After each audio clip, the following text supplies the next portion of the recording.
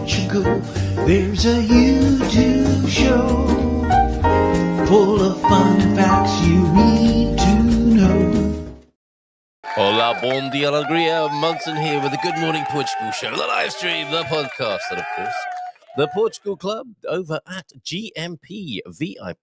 Free to join, and you can support the show over there by subscribing to a higher level of support as well, which, of course, is where we go for the daily. Yes, number 63 today, the Portuguese citizenship test question, number 63. Nice, easy one today, and we better get on with it, actually, because we've got... wonderful lineup of guests this morning. Good morning to you. Happy Thanksgiving Day, by the way, to our American friends and anyone giving thanks this morning. I was asking Miguel over at the Storytellers Palace. We have an American friend in town asking if there are any parties going on. And I thought, yeah, the Storytellers do something. And I wrote a message to him. So appalling was my Portuguese that he said, please write in English. My question to him was, olá, bom dia, tudo bem? Oh, Miguel, tenham festa de obrigados de Estados Unidos este ano. That sounds fairly straightforward to me. Have you got a holiday of the thank yous of the Americans of the United States this year? Oh, man, right in English, he wrote back to me. Well, they do. And I don't think it's too late to join them. So that was good. Thank you very much for responding to me, Miguel, and nearly tolerating me. For God's sake, right English. What's the message coming back? Happy Thanksgiving Day then.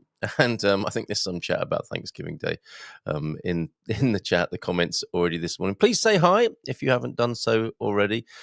Lovely to see you this morning. I'm putting the comments onto the screen. Yeah, we'll do the citizenship test question because we've got the wonderful Anna Alcott joining us. From the Algarve this morning. No, I did do it. I was saving my Munson's morning memes to the laptop, and I thought I'd saved it to the wrong laptop. I was multitasking whilst waiting for my kettle to boil to brew my tea this morning. I was loading things or downloading things, moving things around, doing the citizenship test question. I wonder if anyone's answered that yet. I love it. Like I said yesterday, I turned my back for a moment, having set the question. Oh, Antonio Ferreira's been over there. Couple of posts on his criminal file. Antonio F's crime file in Portugal, because it's not a paradise, he says. And one of the memes is truly ridiculous, even if I say so myself this morning. Should we have a giggle about this ourselves this morning? Oh, this one I didn't do yesterday. This is Europe, if Europe had invaded by... A map of Europe, if Europe had been invaded by Europe. Yeah, okay, all right, I'll get rid of that one. Where's the other one then with the... Oh, yes, the memeograph. No, I can't find it now. Yes, I can. Here it is. If you zoom in, this one is ridiculous. I'm sat here. What's the temperature this morning with the acclimatized adjustment? I'm not getting that up on my screen at the moment. But, 8 degrees. So -2 then here on the Silver Coast. Look at this Infodex.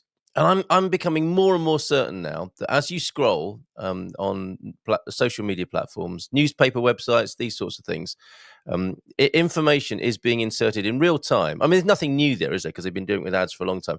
But it's becoming faster and faster and more immediate and more convincing until you realize what's going on, of course. Here are 2 good examples for you this morning. Top 50 countries with the most pleasant climates. I mean, could they have made this in real time as I scrolled down to it? But obviously, it's not true at this time of year, is it?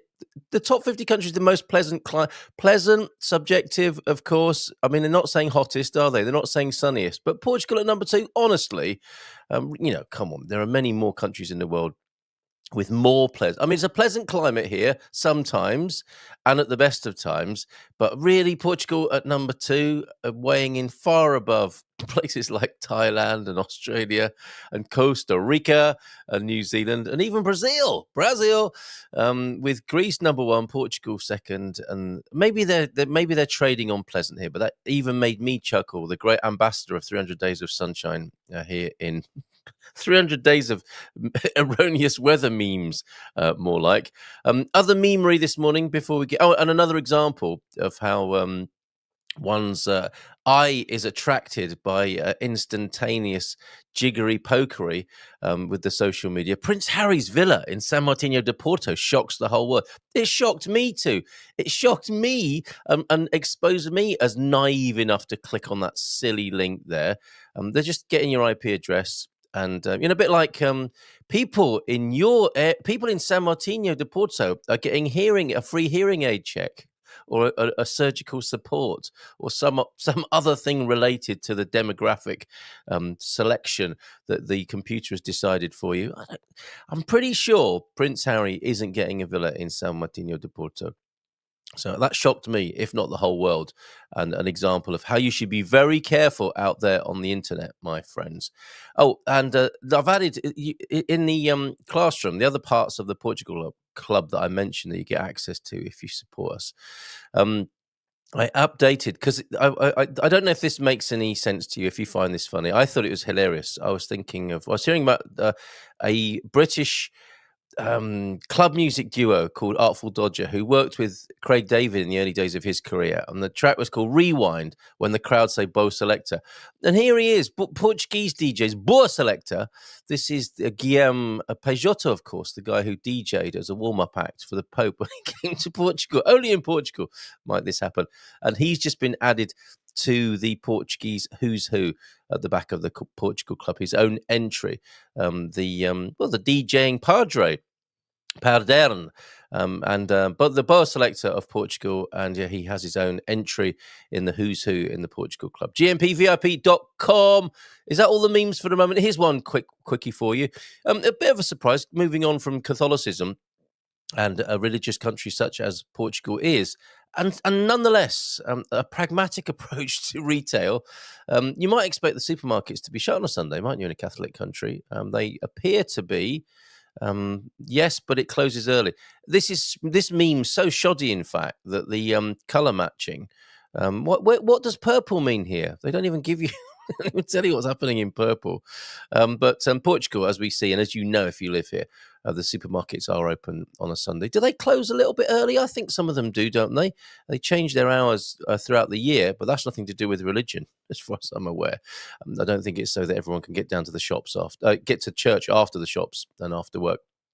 Oh, and one other thing, while we're sharing pictures with you, the Lisbon Metro has a new campaign of how to behave on the underground. This will be long overdue for some people of a certain age who huff and sigh, I suspect, on public transport. And we know Capricorn Chris does this in the UK.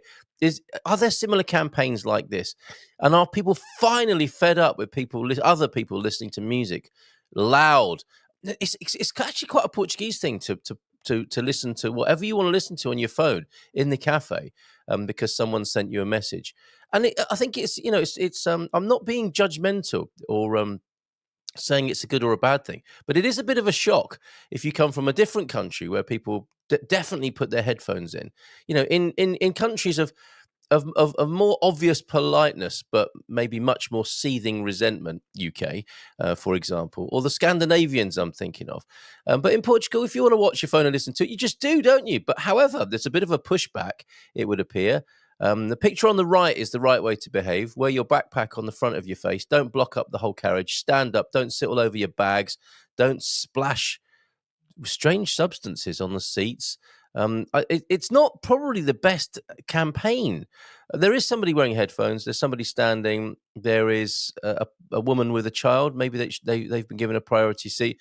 It probably could be better, couldn't it? But I think the gist they're getting at there is to ask people to plug in their headphones and to be more considerate to other users of the metro. Why now?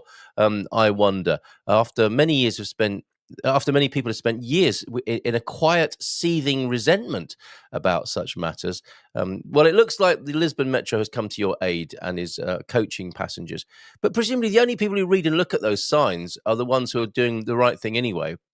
And more self-focused people who want to do what they damn well please, I suspect, might not be influenced by a poster campaign. Anyway, what do you think about that? Let me know. As is the way so often now on YouTube, let me know in the comments. And it would appear, wouldn't it, that people are genuinely asking you to let them know what you think in the comments. And of course, they're just trying to tinker with their algorithms and encourage engagement. We're not going to do that. It might sound like it sometimes, but we're going to just bump along here on the good. This in years to come, we might be remembered as the service on YouTube that was just happy to chug along, not doing. I don't respond to these messages I get on a pretty much every other day basis. I can help you get more viewers, subscribers, and listeners. We're very happy with who we are. Thank you very much. Oh, and that reminds me, Anna Alcott is joining me in just a moment to talk about her new book. Look, Albufera Talent, Beneath the Sun, not her first book, not her first rodeo. Anna V. Alcott is just behind the scenes now. And I'm aware of your presence there, Anna, if you can hear me. Just a matter of getting your camera and your headphones plugged in, or certainly your speaker switched on so you can hear what's going on. But we'll see you. Don't panic. We'll see you in a few minutes yet. We've got the citizenship test question to do. And of course, a few hellos in the chat as well this morning. Gemini is here, as is Peter. I can't believe what was that? That picture you sent me yesterday. And I'm guessing it is for public consumption. Diane holding up her sweet potato there. Extraordinary. I can understand why now you go early to the market to get such. They're not just bargains, are they? They are conversation pieces. When the vicar or the district nurse comes round to the house, you've got a conversation starter right there. I have to bring that to your attention now, having mentioned it. Having only just got over the shock of Prince Harry, maybe not having a home in San Martino de Porto. Brace yourselves for Diane and her sweet potato. And a rather knowing look on her face. How much did that cost you, Pete? How much did that set you back?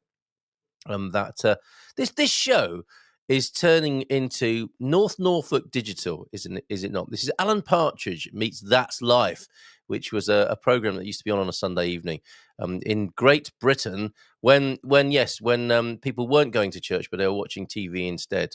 Probably 50 years ago. And they would feature vegetables that would make the sexually repressed British chortle and giggle. Not that I'm saying that is a sexually explicit vegetable. You make your own mind up about that. Right, who else is here? Aha, yes, I'm afraid so. Yes, excuse me. Alan Partridge meets Esther Ranson. I think you can't help it, can you? And a bit of Wogan thrown in there as well. Capricorn Chris, hola, bon dia at 7:45 this morning on the normal train this morning. There's nothing normal about your train, Chris. I'm afraid to have to tell you. Tales from the Unexpected. Another great British institution. Who wrote that music? It was good, wasn't it? And us, when we were teenagers at the time, seeing a silhouette of a scantily clad lady when Tales of the Unexpected came on. Was that a Sunday evening as well? Disgusting. Stood in my normal spot, tend not to sit on public transport. That doesn't mean Portugal, that means public transport, PT there. Due to bed bug infestation. No, stop it, Chris. That trains and tubes have in the UK. Oh, it's your hooter. Excuse me. Passenger boards train and stands. Oh, it's a cliffhanger, everybody. Morning, Welsh Jackie. Good morning to you. And hey, Chris, London cold today. It's chilly in Herts. Herts short for Hertfordshire. Although it's so cold, it does hurt there. I suspect this morning. And are you frozen in again on your floating bong? Right in front of me, it continues Chris, proceeds to put on her face mask, all dressed in black. Looks like the Grim Reaper. Even the mask is black. Get a pic. No, don't encourage him to get himself in trouble on public transport. Got arrested, taking picture of fellow passenger, now locked up at Charing Cross. London, please. What are they called? The London Transport Police. No, get to another station. Now we suffer from backpack etiquette. Oh, you can show them this meme from Portuguese public transport. There it is. That's the one about wearing your backpack in a considerate way and not stacking your luggage in front of everybody. Ooh, another station then. Now we suffer from backpack etiquette, BPE. This is when fellow passenger assaults their fellow passengers by bashing them with their backpacks that they wear on their backs. just breathe. Good advice. You know how to regulate yourself in such a situation. Don't worry. You'll be. Are you back on the coffee, Chris? Because you'll be. Pete was having a bit of trouble with this. He was saying that you would be sorted out by your barrister, which might also be true if you start taking photos of fellow passengers. But your barista, you back on the coffee. Why would you not drink coffee when you've got your own personal barista at work? Or can you not get him to make something else up? A soy latte with matcha or something, or a matcha-based soy latte. Sounds disgusting, doesn't it? I'd rather have a coffee, frankly. Bondi, or my British cup of tea here that I'll take a sip of. If Anna is able to join us, we will.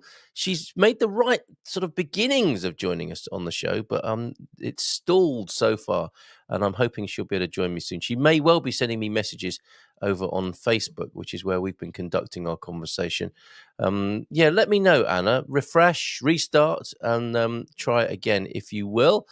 Be lovely to talk to you about your new. Oh, you are there, Anna. Fantastic.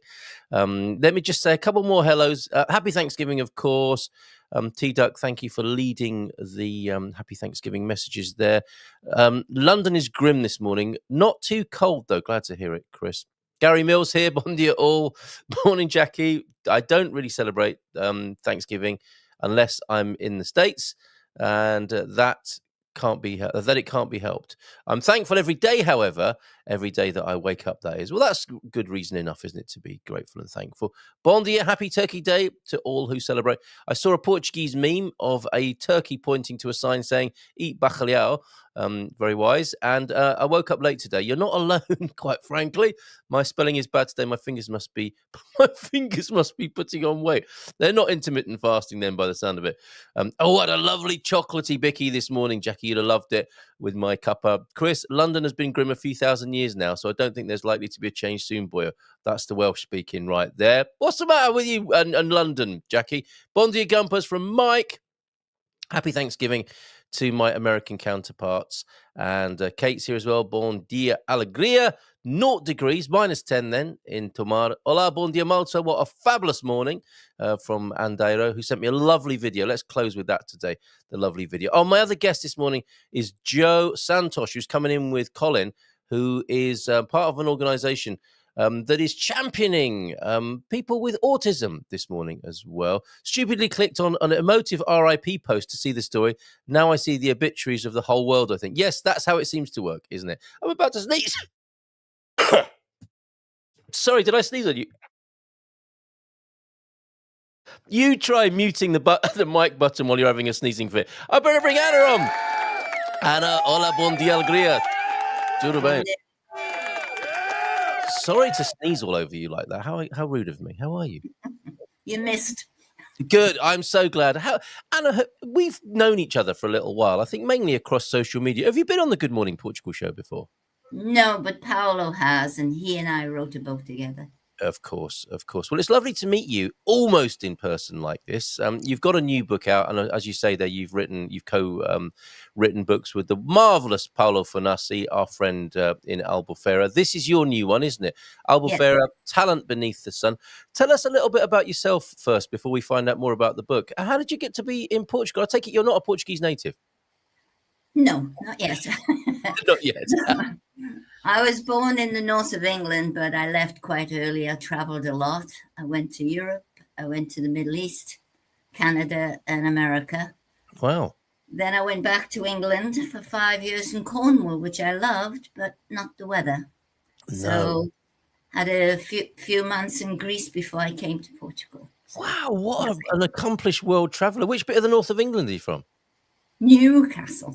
Are you? I wouldn't have picked that up. You've got some lovely little nuances in your voice there with various accents. I think there's a little bit of Canadian and American coming in, isn't there, to be fair? Well, a lot of people say, oh, you've got American twang. But my American friends still like my English accent. I get the feeling you don't like it when people say that. I won't be saying that. I don't mind. It's cosmopolitan. You are. You're international, global. And how long have you been writing? Well, at school, I loved to write. And then, life gets in the way. And when I was in America, I started this first book called Mexican Interlude. And I don't know why I never published it. If I had, it would have been much better because KDP was just starting. KDP is the publishing Yes. of Amazon, and now there are just thousands of books to be sold. So, Yeah. 10 years ago, it would have been so much easier to find my book on Amazon. So, Yeah. anyway, this book, I kept looking at it and editing, and eventually, in 2023, I managed to publish it. I Right. discovered KDP and everything else, and that was my first book. You make a very good point. It is a very interesting sort of marketplace now, isn't it? And it's very easy to bring your own book and your own publishing to the marketplace and for other people's perusal. Yeah, can you imagine if you started publishing books 10 or 20 years ago, as you say? Exactly. Anyway, here you are. How many have you published altogether now? Well, the two with Paolo, Yeah. one about the Algarve, one about Albufeira, the interviews we did, and then Mexican Interlude. And then I did the Adventures of Zoe Hunter, which I don't have I just sold my last copy Excellent. yesterday, so I don't have a copy to show you. But that is based on a lot of true events in my life. So when you read it, you go, what is true and what is fiction? Oh, very good, very good.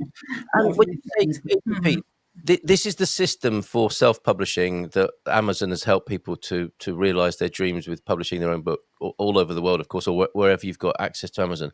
But you can do a digital book that way, can't you? An ebook, but then presumably you can also buy stock of your own book and sell it locally, which sounds like you're doing.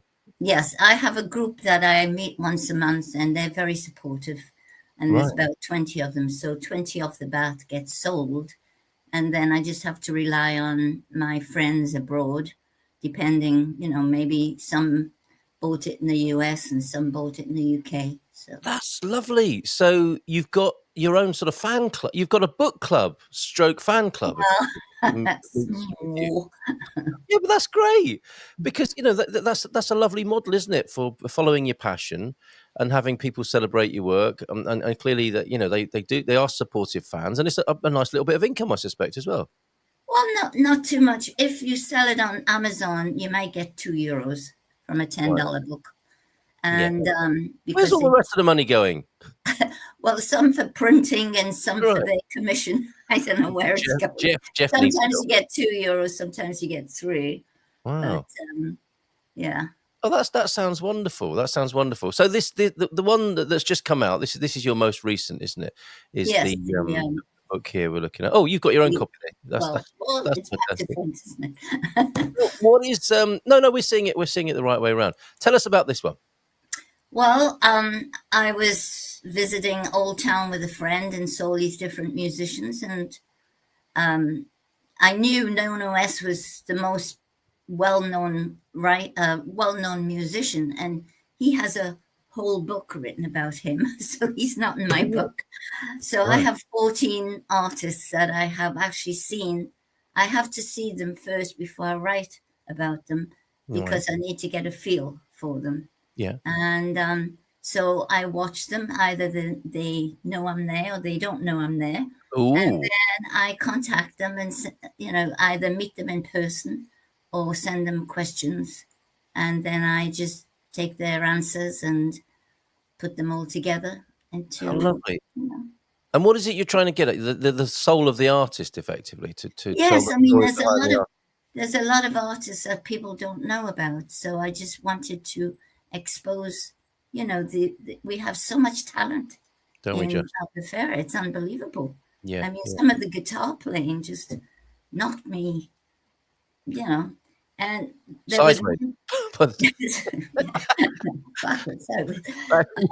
was one time I was watching Nuno S, and all of a sudden he handed his guitar over. I mean, how many musicians would do this? He handed his guitar over to a 12-year-old. And this 12-year-old kid from England, Stockton-on-Tees, actually, he started singing and playing. I mean, I was blown away. What a lovely moment. I put him in the book as our future talent for Albufeira. That's what's the artist you're talking about. What was the name of the artist you're talking about there? Well, Nuno S. Nuno S. Yeah, okay. He's a bit of a local legend. Not many musicians would hand their guitar over to a kid. And that would have made his and his family's holiday in Albufeira all that more special, wouldn't it? What an amazing memory to have. Well, he's been coming several years, and he said he was inspired by all the musicians, and he Really? started taking guitar lessons and voice lessons. So I This, told him he should be on Voice Kids or something like that. You yeah, know? absolutely. And I'm sure he's looking forward to coming again in 2026 for the annual holiday. This book's important as well, isn't it, from the sort of PR point of view for Albufeira? Sadly, you know, we hear about the sort of drunkenness and the excesses that sometimes happen in Albufeira. This is also what's going on, the incredible music scene you're talking about, and people Exactly. having the most wonderful time. Is that part of your motivation? Yes, because lately there's been a few incidents, we'll say, and Yeah, but that people are still positive about coming to Albufeira. So I'm so glad that's to hear that. yeah. And what did you discover, having interviewed a bunch of musicians? Were there similar themes here among them? Is there a common thread between them? How many did you say? Like a dozen artists are interviewed here? 14 of them. 14, 14. Yeah, Are there common themes? I don't really think so. Some of them have more problems getting work because they're not as well known, Yeah, and but they all have their own story, yeah. and they've done some wonderful things before they even arrived in Portugal. So Yes, people are. I mean, you know this as an author. People are so fascinating, aren't they? Once you scratch the surface. yes, and if you want to know more about your favorite musician, also I'd like people to send me a message about if they're not in this book. I will start adding them to the revised. I don't know all the musicians in town, and people keep telling me about different ones, but they are so hard to get hold of. It's a life's work. You have to go to the gigs, Anna, I suspect, don't you? And queue up after the gigs. Say, I want to write about you. Is it all right then on that basis? So you'd like to hear from people who say, "Hey, hold on a minute. My favourite Algarve artist is not in this book." Exactly. Should they get in touch with you? Is Facebook an okay way to do that? Yes, that's Okay. fine. So I can put your Facebook profile address on the screen. Can I share that with people? Yes. Yeah. Okay. So there you go. That's how to get in touch. If you buy the book, and that can be done from Amazon. If people type in the title, they're going to find you, or you probably that's the best way, isn't it? Type in your name. Because as I said, when I put in the name of this book, some weird stuff came up. So if you put my name in, then you see all. There's enough weird stuff, isn't there, already? We don't need more weird stuff on the internet. So type in Anna Olcott, and if you think there's an artist that's not in there that should be, you can get in touch with her on Facebook there. Do you have any particular favourites? If someone is making a journey or wants to plan a trip to the Algarve, Anna, to come and enjoy the Albufeira atmosphere, the vibe, and see a musician, who are your top picks for a first time in Albufeira listening to music? You mean the musicians or where they play? Well, or both. Yeah. Well, I'm not an expert on downtown, on Old Town. I went with a lady called Ilda. She knows everywhere, and she knows Sounds everyone. like we need to get in touch with Ilda as well sometime. Yeah, Ilda Matos. And, you just wander around in different bar. The good thing about Nuno, he's in an area where there's maybe 4 restaurants, so he's not competing. Okay. Sometimes you go to a bar, you're listening to a group, and they have another group in the next bar, and that's, it's disturbing because you're trying to listen Yes. to one group and the other one, who can be louder than the other. So is that what it's like, a battle of the bands, is it, on a Saturday night? Some of the bars need to think this out, maybe share a musician, and that would make things a lot, Well, our listeners here are of a delicate disposition. If they're going to Albufeira, which part should they go to avoid that sort of thing? I think Old Town is great. I mean, Old Town and the Strip are quite different. There's more live music in Old Town, and there's just, for me, I prefer Old Town. So Okay, well, I think that might be for our gumpers here, the Old Town. Problem with the strip is people seem to take that as an instruction, don't they? A lot of the British like to just get there. They see the word strip and then follow the instruction. it's very, very crowded during the summer. It Yes, was at least in Old Town. There's a couple of streets you can go, but with the strip, it's really unbelievable during the summer. bonkers. Although, if you like that sort of thing, that's there for you as well. Yeah, all of there's life is different very types. Yeah. important. I do have a website. It's my name at Go on. Yep. justmyname.com. AnnaAlcott.com. I will make sure that goes on the screen. Is there a final? I hope you'll come back. Every time you publish, please come back and have a chat with us and let us know what's going on down south. Maybe come back with Paolo. How's he doing? Have you seen him recently? Oh, often he's always getting a free coffee from me. He's a rascal. He's probably got a special. I do have another book. This one here. This is Oh, nice. Short stories and simple poems. Excellent. Also available from the website I'm putting on the screen now. There you go. People who don't like poetry. There's Very good. silly little nonsensical poems in there, just to enjoy. Very good. And a final thought then, your encouragement, please, to anyone who thinks like you did. I love writing. Life's got in the way. I'm ready, I think, to publish a book. Would you recommend it? Yes, and I always tell people you cannot edit a blank page. Well said. Well said. Just Top write. life advice. Yes, just get it out there. I've heard there's no such thing as good writing. There's only good rewriting. Right. You've got to let the ink flow, haven't you? Very good. Great advice. So crack on. One more thing. I'm what they call a pantser. And that is someone who just writes.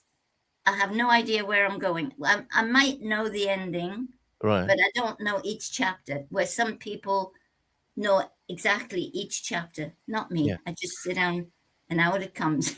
And that makes you a panther, like a cougar. Panther. That's an American term, so. As in the big cat, panther. Pants, like pants. I don't know really. No, not panther. Pantser. Oh. Pantser. Okay, I've not heard of that before. But that's somebody who just lets the words come out of them and then makes sense of them later on. Yeah, they just write. They don't really have a plan. I'm gonna have to look that up. Some of us live our lives that way as well, don't we? Yes. Anyway, thanks, Anna. Lovely to talk to you. Lovely to finally connect with you. And I hope you'll come back and see us again when you've got a new book. Okay, I've got one. I'm writing one about Cornwall right now. So. Are you? How lovely! How lovely. Are you gonna have to go there to do some research? Or I lived there for 5 years, so. That was enough. Okay, all right, cheers. Thanks, Anna. All the best to you. Love to Paolo and the Algarve at Albufeira. Cheers. Ciao, ciao. Well, wonderful. Finally. Talking to Anna Alcott, we've got Colin Ross Jones here. I'm going to bring Colin on first because he's going to do a big build-up for our special guest this morning, Joe Santos. Let's give Colin a nice round of applause. Hola, bon dia, tudo bem? How you doing, Colin? Good morning. Good morning. How are you? I'm very well, thank you. Having said that, I might not stay till the end because I've got a follow-up doctor's appointment. Oh, I see. Okay. All right, at 9:30, and it takes me 20 minutes to get there. So I thought I disturbed your ablutions again. Okay, well, we understand. Not this time. We understand if the IBS is taken off.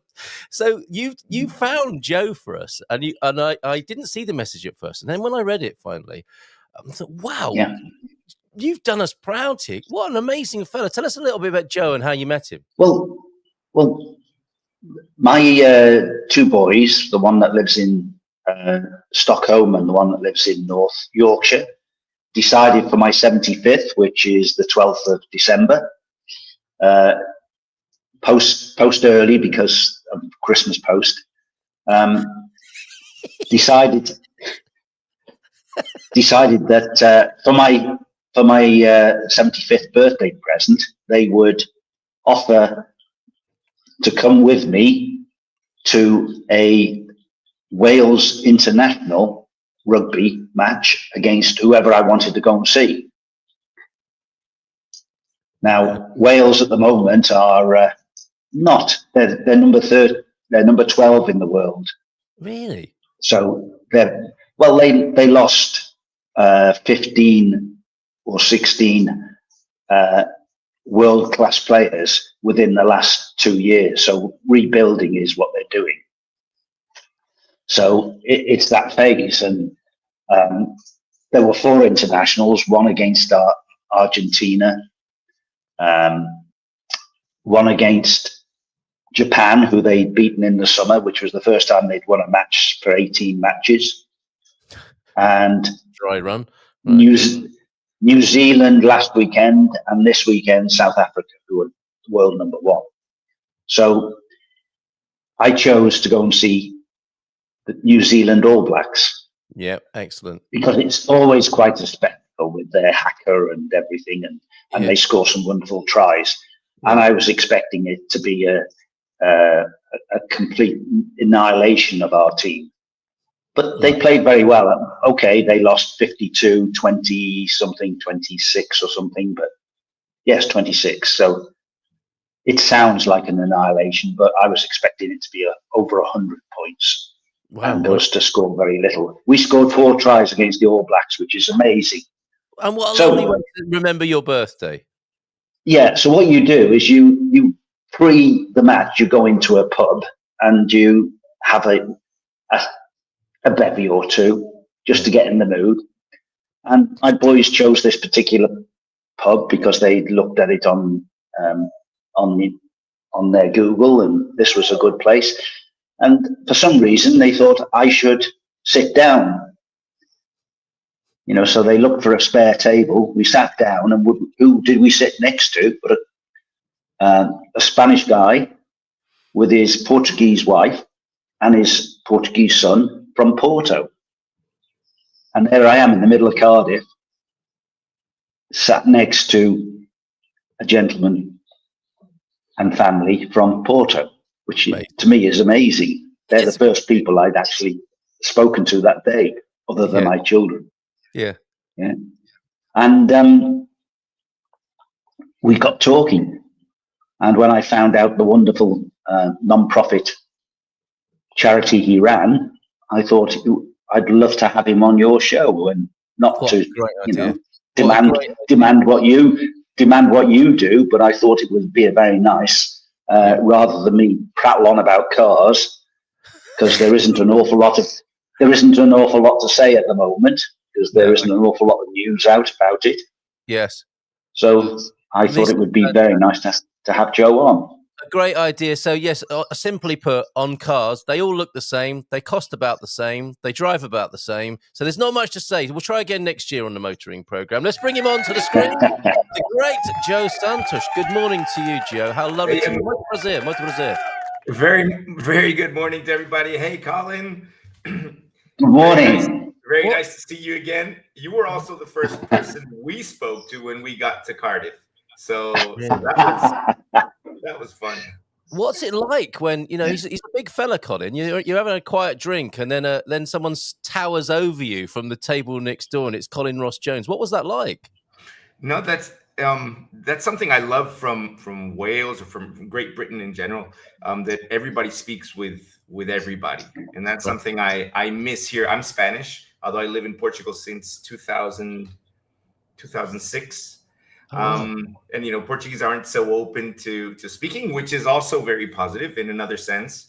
But yes. I love going to Great Britain, being just in any pub, and anybody just sits next to you and just starts asking questions, and I'm delighted to just join the conversation. And it was beautiful meeting Colin and learning about his beautiful story with his sons. That was really nice. Then the game was absolutely incredible. It was really very exciting. Very exciting. You're a fellow rugby fan as well, then. But you're here this morning to tell us about the amazing work you do. You are one of the top Portuguese social impact entrepreneurs. But how did that happen, and how did you get to be running Vencer Autismo, or originating it? Tell us about your backstory, Joe. So a Spanish, came to Portugal, very successful business guy, but then decided to put that behind you and do something new with this incredible social impact. Can you tell that story to us, please? Yeah, my story is I was born in Spain, brought up by, my mom was born in New York, although all my grandparents are from a village in Zamora, Spain, very close to 30 kilometers from the border with Portugal. Okay. I was brought up in American schools in Madrid and in the States. And when I was around 24, I went to Munich to do an internship in Siemens in the Yeah. worldwide telecommunications central. So that was very exciting. I stayed in Munich for 8 years, and then I got tired of corporate life.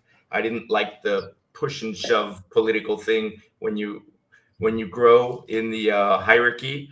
So I decided I'm gonna go to a warm place, build my own company at the ocean. These were the premises. So I ended up in Cascais, and in Cascais I started one company, and one company became 9 in Spain, Portugal, and Mexico. Wow. And in that journey, which I believe is success, I believed back then was success. Yeah. I met my wife. My wife had 2 daughters. They were 6 and 8 years old, and the eldest, her name is Kawi, and she's autistic. So I entered the home of autism. Let's call it that way. I soon lost interest in my companies or in for-profit play, and really got into helping Kawi help her evolve. We started working with her 32 hours per week, one-on-one. It's not one or two therapies per week of 45 minutes. It was 32 hours one-on-one for 2 years at home with a bunch of volunteers and us comprehending her and learning, what the tips and tricks were to help her evolve. It demands a lot from us, but specifically and especially a lot of love. It's not about, this is not a fight. You're not fighting against something that's terrible. You're embracing, you're accepting, you're loving, and that's the only thing that your child understands, right? And in that journey, we thought, man, Kawi is evolving so fast. Why are her peers that are autistic not evolving at this speed? This is not fair. This is not necessary. So that's why we founded Vencer Autismo. The idea was just to share with other parents what worked with our daughter and what could work with theirs. We opened a center in Porto with 35 kids. We did therapy with minimum 4 hours per week. Incredible results. 33 of them had brilliant results. 2 of them not so much. Actually, not almost. You couldn't almost notice, but they were severely autistic. These 2 and already older, and they would need much more than 4 hours per week. Anyway, we're doing this, and we understand. We say, "Wow, we've got the solution. Everybody, come to us. We know how to work with your child." But then we studied the problem of autism and understood. First, our solution was not accessible to everybody geographically, meaning somebody that lives in Villarreal couldn't really come to sessions every week. And it wasn't accessible financially. Not everybody can pay 4, 6, 8, 10, 20, 30 hours of therapy per week. Sure. Right? Especially in Portugal. So we studied the problem of autism and reached the conclusion the problem with autism is not who's autistic. The problem with autism is the lack of comprehension. It's the negative stigma. So when nobody understands, they don't know what to do. Yep. That's the problem with autism. Because once you know your child and you accept their autism and you love the strange things they do, you're there. That's your autism is it's a little bit more of work, just like if your child used a wheelchair, you've got a little bit more of work, but that's not a problem, right? And that's what we started solving. So me and my wife, we started driving around Portugal, teaching everybody, parents, teachers, therapists, psychologists, universities, everywhere. We've already taught more than 90,000 people. So we're only 9,910,000 short of everybody comprehending autism, and that would be the solution, let's say, for the social problem.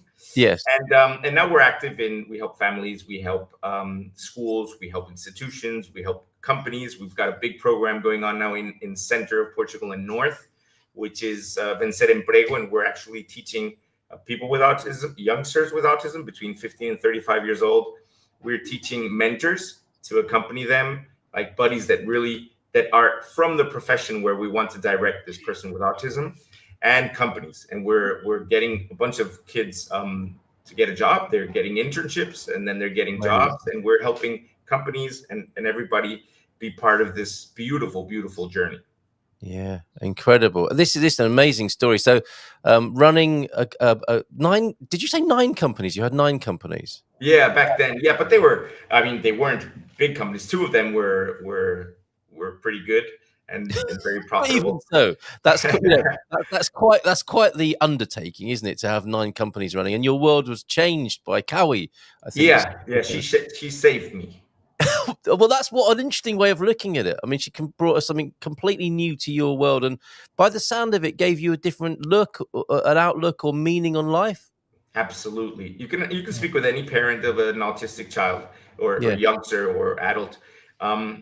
There's 2 perspectives. One is I accept the autism of my child, and I accept my child the way he or she is, even if they never change. yeah, And that's embracing autism. And those parents will all say the best thing that happened in my life.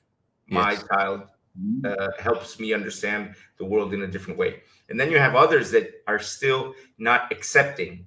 I understand it perfectly. I'm not criticizing. yes, It's just a journey, because it only starts working when you accept. The moment you accept, I define love as unconditional acceptance. yes, Right? When you love, is you accept whatever comes. Right? yeah. That's real love, or love in capital letters, let's say. When that happens, then there's a click and the child improves. And that's completely transferable, isn't it? I mean, our Yeah, world can learn from that message, whatever we apply that to, right? you understood it, Carl. Yeah, yeah, That's the beauty of autism, is it helps us understand everything better. It helps companies be better. It yeah, helps parents be better. It helps siblings be better. I mean, the siblings of kids on the spectrum, they are amazing. They yeah. become so responsible, so empathetic, so good to read people. It's amazing. Yes, yeah. And thanks to their brothers and And sisters. when did this begin, Joe? What year was this? This This journey was, began for we you? actually founded Vencer Autismo yesterday, 15 years ago. Oh So well, okay. Vencer Autismo, Happy anniversary on that. yeah, And Vencer Colin, Autismo is 15 years old. But we congratulations, started Parabellum. maybe 17 years ago. Kawi was 8 when I met her 17 years ago, and Yeah. she's 25 today. She Wow. finished her university. Wow. She's studying to be an actress. No curricular adaptation regarding her autism. So Okay. it's possible. It's just, you just have to work with love. It's a lot of dedication. It's a lot of So, dedication. well, how wonderful with her and many others, by the sound of it, many other families. You've brought about the most incredible results. And do jump in, Colin. I know I tend to hog our guests. No. I'm so I'm so fascinated to hear how you can actually work with autism, because what I've seen of it is some people just put up with it and say, well, he's just autistic, and leave them to carry on their life without guidance. And I think Joe is doing a wonderful thing, and it's free. You know, so The key, the parents are key. This is so important for everybody to understand. Yeah. Parents are key. And parents can say, oh, I invest all my money in therapies every month. And I tell them, okay, now what's really going to help your child is that you comprehend her autism, and you work with him or her to help him evolve. Because if you don't do that, you can't measure, you can't discern if the therapy is working or not. You can't know if it can be better, or if you have to change, or if you're on the right path. And then you have making this companionship with the therapist. So it really works. So I'm not against therapies, but I know that the power of parents is absolutely amazing. We've done it with Kawi. We've accompanied and we support parents that do it with their children, and the results are astounding. Of course, it's not happening in 1 week. It's a journey. But what you said there, parents are the key, and what all parents should understand is they are the key to their children growing up, and they are the biggest influence apart from teachers. And at the end of the day, the parents don't have any influence over the teachers, but they have influence over their children. And autism or not, parents are still responsible for the way that children behave. And I ran a bed and breakfast, and we also used to do villa hire. And I noticed that there were, because it was an expensive villa, we always used to get high-powered parents who'd bring their children, and they'd let their children do absolutely anything because they were guilty that they spent no time with them. Yes, interesting. Yeah. Interesting. Well, Yeah.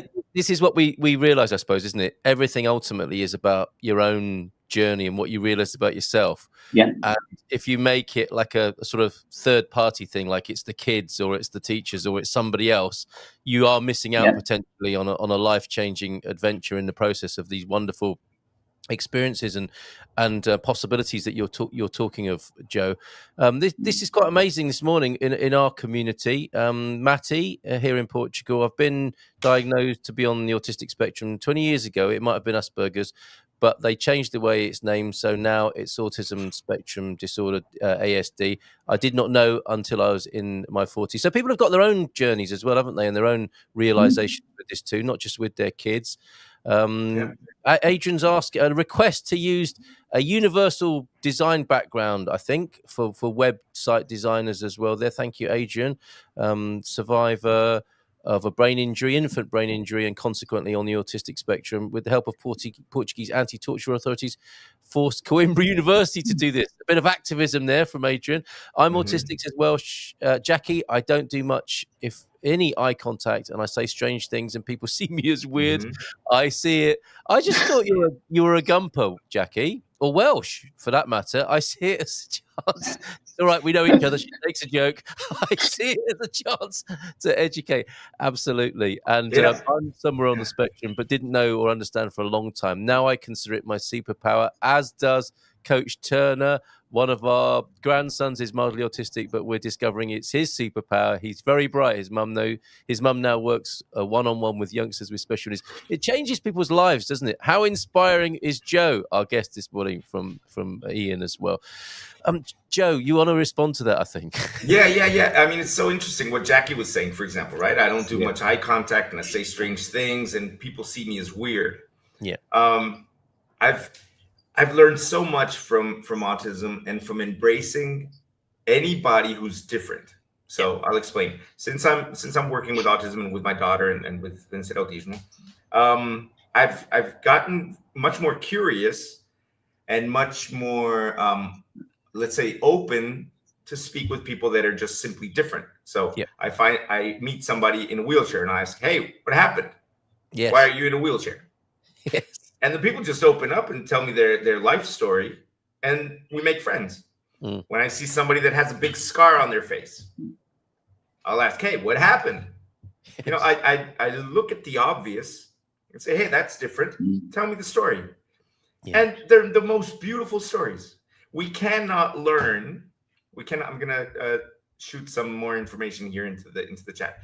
We cannot learn from who's the same as we are.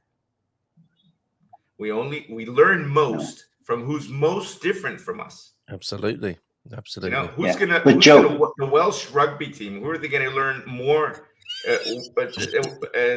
playing against? The All Blacks or against some small university or Ericeira rugby? Ericeira rugby. Colin, you were going to add something there. Well, Joe's absolutely right. I mean, okay, I used to be a salesman. I like talking to people. People, you know, any other person could have sat down at that table and just had their own conversation with their own environment, and they miss out on so much by not talking to people. Okay, sometimes you find when you start talking to some people, I wish I hadn't started this conversation, but you carry on.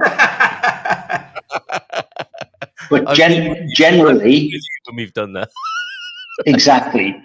But generally, it opens up a new world to you. And why are people so shy at actually just saying, "Hello, how are you? Where are you from?" I mean, I couldn't believe when I asked where they were from. And I didn't say where they're from. I said, "Why do you come here? Do you come to the rugby often?" They said, "No, we live in Portugal." And then, of course, what's my response? So do I. Now here we are. Yeah. And here we are with Joe, a wonderful person doing a wonderful thing. And, you know, he talks about talking to people who are different. Well, you and I, Carl, are different. Yeah, I think whether so. we like it or not. We are definitely different. Yes. Yeah. But we need more people to be different. We don't want people going in a cardboard box, don't want to fit in a cardboard box. Get out of it. Experience life. Yes, Colin Ross Jones. There he is. His motivational message. He's always accelerating, huh? Colin is always accelerating. Yeah. Well, we need to find out how we can support and help you, Joe, for sure, before we go. But there are other issues, aren't there? I mean, this is interesting as well, because I think in the last 15 years in which you've been involved in this movement or awareness, things have changed. Perhaps the road is rising to meet our feet a bit as well. Also, the border at which it's called a disorder is moving, and more to the right to normal. So consequently, more and more people have a disorder. This is interesting, isn't it? That the awareness and the acceptance, and I use that word loosely because it's like, those are the people with the problem and we're not.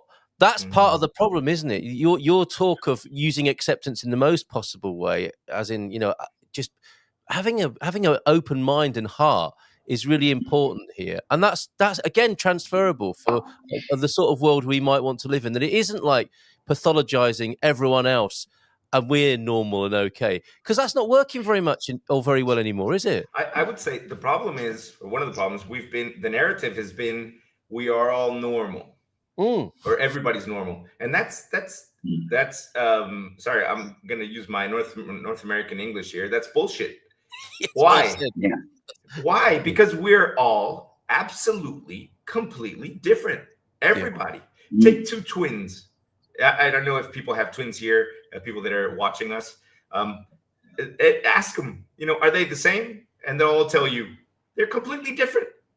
They look the same, but they are completely different. We are all completely different. It's ridiculous when anybody says we're normal. It's even more ridiculous when somebody calls someone disabled. Yeah. The moment you're alive, even after you're dead, some organs are still working. You're still a miracle. Yes, absolutely. How can you call somebody disabled? I need to go. I'm sorry. I have a doctor's appointment, and it's one of these where you go into the room, and it's a computer, and the lady and the doctor's on the screen, so she has a particular time at 9:30 that I have to be. All right, you better go to that, and don't borrow. I need to go. Okay, all right. See you later, mate. Thank you very much. Great to see you. I cut him off a bit early there. Well, thank you. His work here is done introducing you to us, Joe. This presumably doesn't run on unicorn farts and rainbows. You do need funding. How does that work? How are you supported, and how does it work? Okay, we're supported by we get European grants and national grants, and we get prizes and all sorts of that stuff. We get sponsorships for specific programs. So usually, like, we have Zurich Insurance is one of our big sponsors right now, and they're supporting the big Vencer Emprego projects, which are north and center of Portugal, with huge impact. And then we have donations. We've got the services we sell. So for example, I give talks. I'm a public speaker.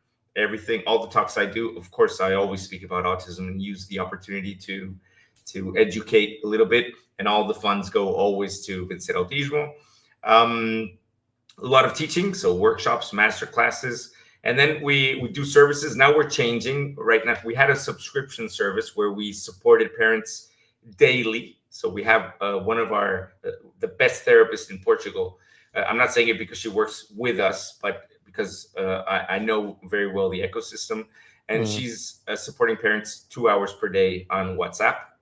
So that's an individualized support for €44 per month, which is amazing. But we're going to discontinue that one, and we're going to work on another one, because even that one is hard to sell in Portugal, because people have this therapeutic view, which is the therapist is the one who has to work. And when you ask them, like, what's working best? Do you see more progress when you're working with your child and you have our support, or when you're taking your child to therapy. What's the advance in therapy? And the answers are usually, well, we don't know. We've been there for 9 months. We're waiting to see results. I can tell everybody, if you don't see results in 2 weeks, maximum 1 month, it's not working.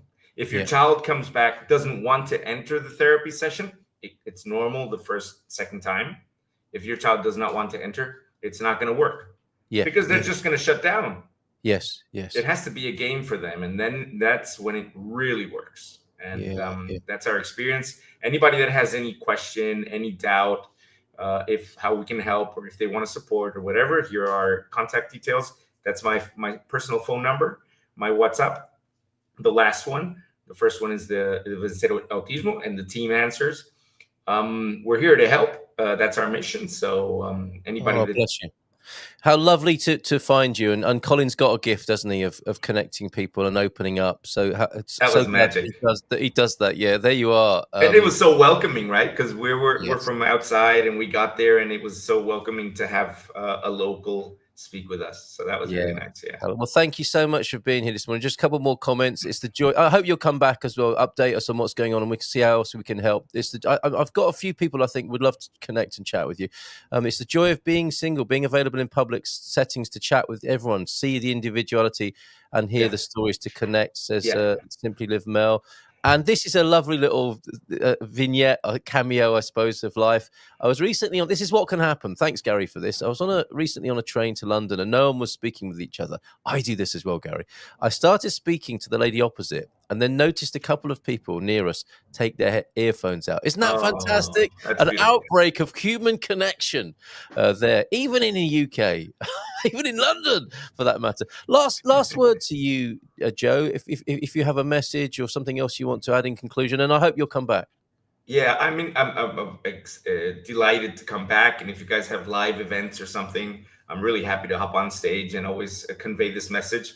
The message for everybody is just the secret to any challenge we have is acceptance. It's embracing, it's loving.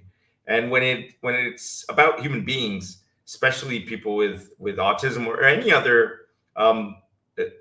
extra difference to what the differences that we already have, right? Yes.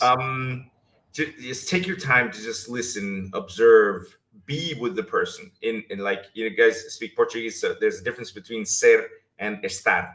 Estar is just to be watching TV with someone. To be, ser, is to really fully be with the other person, and just allow yourself to do that and see magic unfold, because it's the best thing that we can do for ourselves.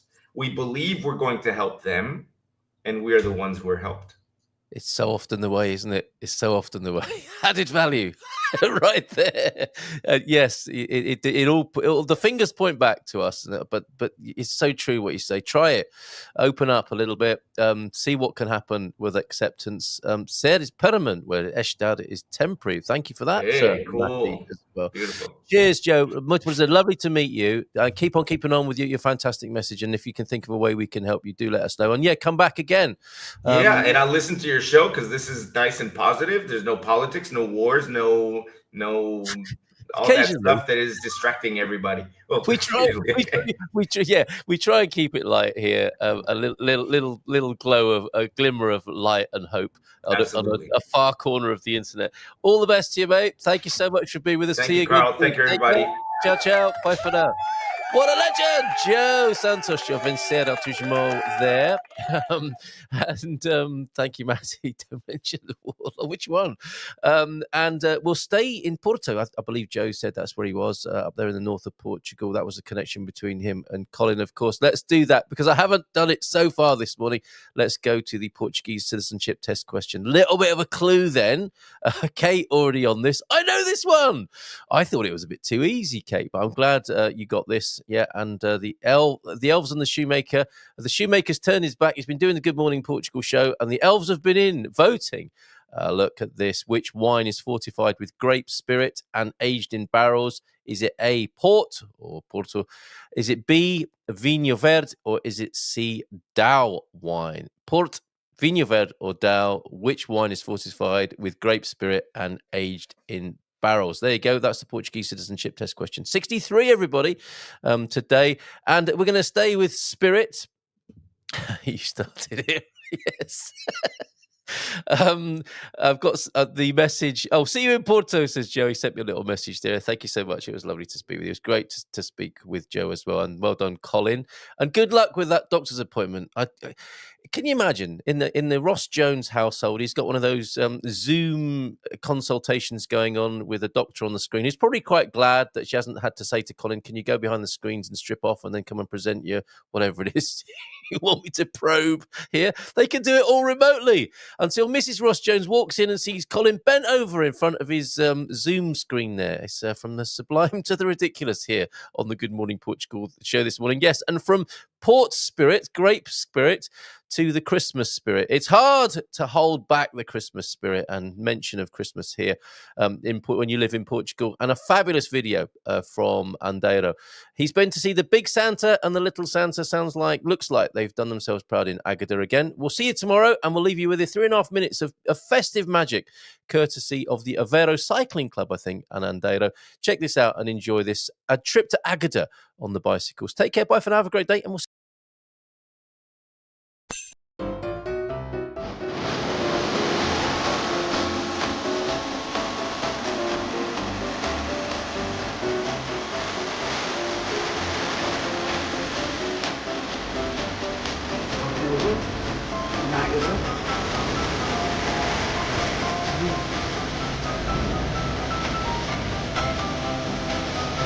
In 250 meters, turn left onto Rua Rio de Melancola.